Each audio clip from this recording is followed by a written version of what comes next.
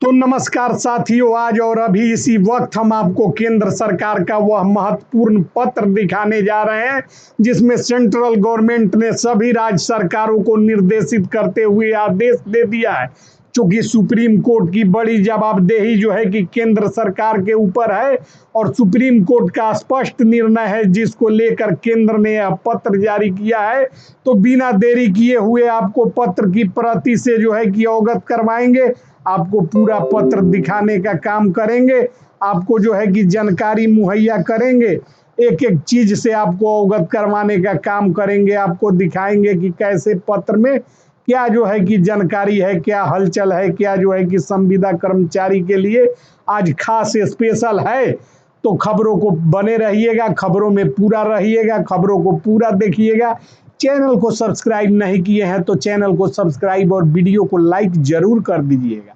Video को like करके और प्रेस कीजिएगा और वीडियो को जो है कि एक प्यारा सा कमेंट जरूर कीजिएगा ताकि आपको जो है कि सारी जानकारी समय पर प्राप्त होती रहे। तो दोस्तों, आप सभी जानते हैं कि अल्प मानदेय पर देश के 28 राज्यों में लाखों की संख्या में संविदा कर्मचारी विवशतावश मजबूरीवश कार्य कर रहे हैं और उन्हीं में से कुछ संविदा कर्मचारी, कुछ संगठन समय समय पर सरकार के विरुद्ध न्यायालय का रुख करती है। इसी कड़ी में सर्वोच्च न्यायालय में जाकर मामलों पर सुनवाई होती है जिसमें आदेश जारी किया गया है और एक महत्वपूर्ण आदेश आया है। इस आदेश को सरकार यदि टालने की कोशिश करती है तो सरकार को जुर्माना और जो है कि पेनाल्टी लगेगा सुप्रीम कोर्ट की तरफ से। इसीलिए केंद्र सरकार ने तमाम लोगों को जो है कि पत्र के माध्यम से सूचित कर दिया है, बता दिया है कि अब जो है कि पेंशन की तरह जो है कि संविदा कर्मचारियों को पेंशन के साथ साथ रिटायरमेंट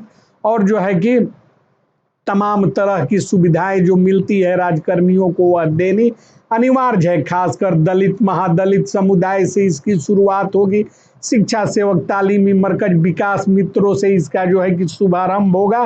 किसान सलाहकार और जो है कि तमाम संविदा कर्मचारियों तक यह लाभ पहुंचेगा।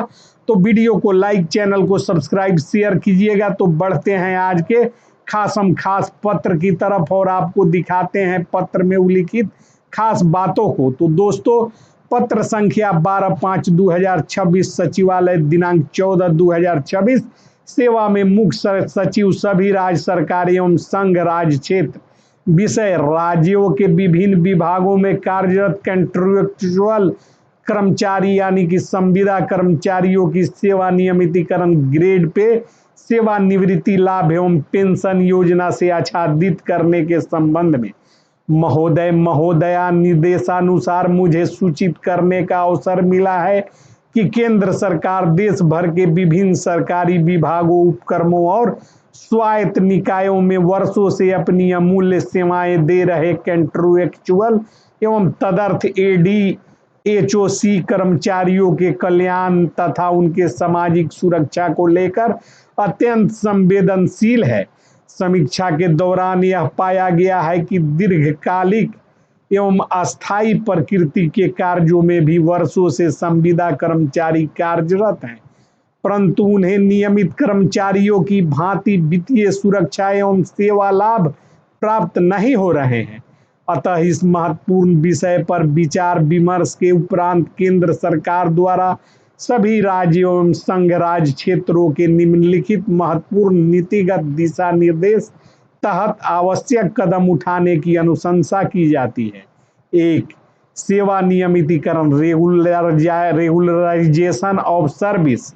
ऐसे सभी संविदा कर्मचारी जिन्होंने एक निश्चित अवधि तथा 3 या 5 वर्ष अथवा राज्य सरकार के संगत सेवा नियमों के अनुसार संतोषजनक एवं अनवरत सेवा पूर्ण कर ली है, उन्हें चरणबद्ध तरीके से स्वीकृत पदों पर रेगुलराइज करने की त्वरित प्रक्रिया आरंभ की जाए।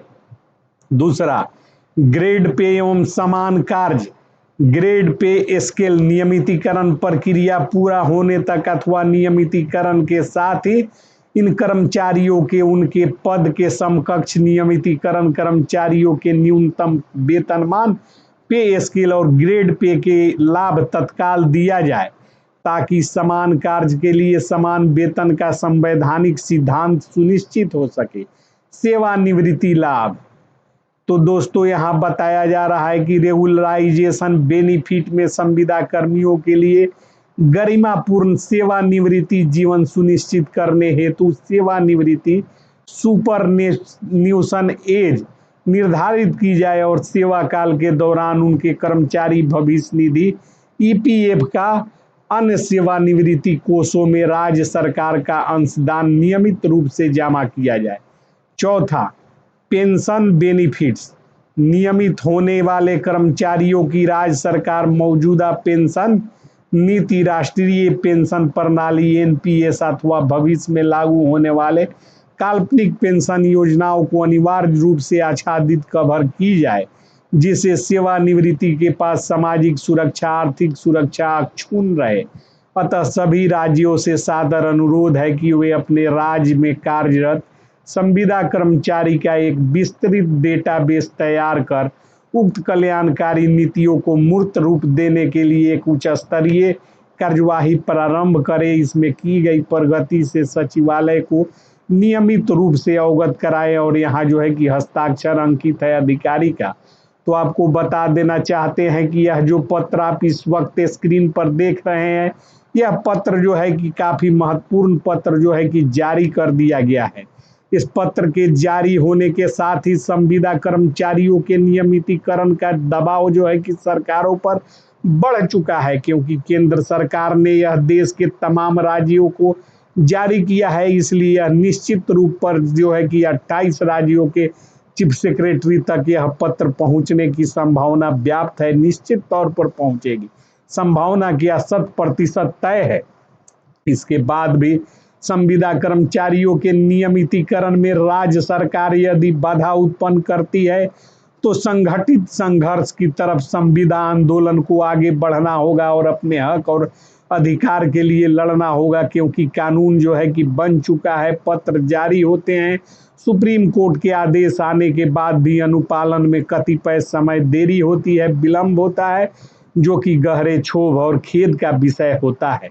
परंतु संविदा कर्मचारियों का संघर्ष जाया नहीं जाएगा। दलित महादलित समुदाय के विकास मित्र शिक्षा सेवक तालीमी मरकजों का विद्यालय में समायोजन के उपरांत इसका क्रिया को प्रारंभ करने की बात जो है कि प्रकाश में आ रही है। बताया जा रहा है कि सर्वप्रथम शिक्षा सेवक तालीमी मरकज, जिन्हें टोला सेवकों के नाम से बिहार की आम जनता जानती है, जो कि शिक्षा के क्षेत्र में अभूतपूर्व कार्य करने का श्रेय प्राप्त कर चुके हैं, माननीय मुख्यमंत्री नीतीश कुमार जी की ड्रीम प्रोजेक्ट के तहत जिनकी नियुक्ति हुई थी, उन लोगों पर इस कानून को लागू कर उनके सेवा को सर्वप्रथम नियमितीकरण करेगी सरकार। तो वीडियो को लाइक नहीं किए हैं तो लाइक और चैनल को सब्सक्राइब शेयर कर दीजिएगा। जय हिंद, जय भारत।